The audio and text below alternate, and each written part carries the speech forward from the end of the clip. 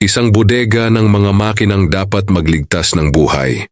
Naging libingan ng pag-asa dahil sa sunog na sinadyang sindihan. Ang tanong, sino ang gustong sunugin ang kalusugan ng bansa? Noong Agosto 18, 2022, nagising ang mga taga-Layaguara, Caracas, sa makapal na usok at tapoy na nagmumula sa isang malaking bodega ng Instituto Venezolano de los Seguros Sociales, ang ahensyang responsable sa pampublikong kalusugan ng Venezuela. Ang lugar na iyon ay hindi basta ordinaryong imbakan.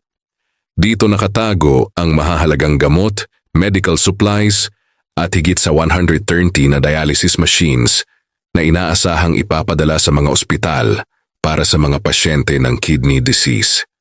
Ngunit sa halip na mailigtas ang mga buhay, lahat ay nauwi sa abo sa investigasyon ng mga awtoridad. Natuklasan ang 5 magkakaibang pinagmulan ng sunog, pati na rin ang mga chemical accelerant na karaniwang ginagamit sa sinadyang pagsunog. Ibig sabihin hindi ito aksidente. Habang sinusubukang apulahin ng mga bombero ang apoy, mabilis na kumalat ang usok sa buong distrito.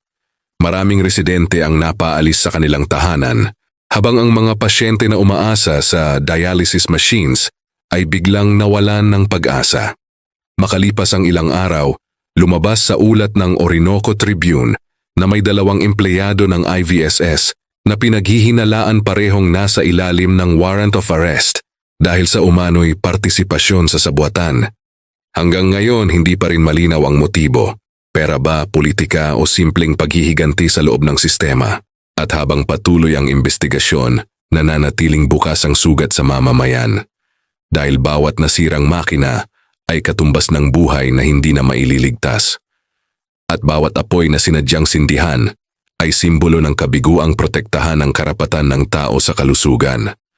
Kung sa tingin mo sinadya talaga ang sunog, dapat bang ituring itong simpleng krimen lang o isang uri ng pagtataksil laban sa mga may sakit na umaasa sa tulong ng Estado?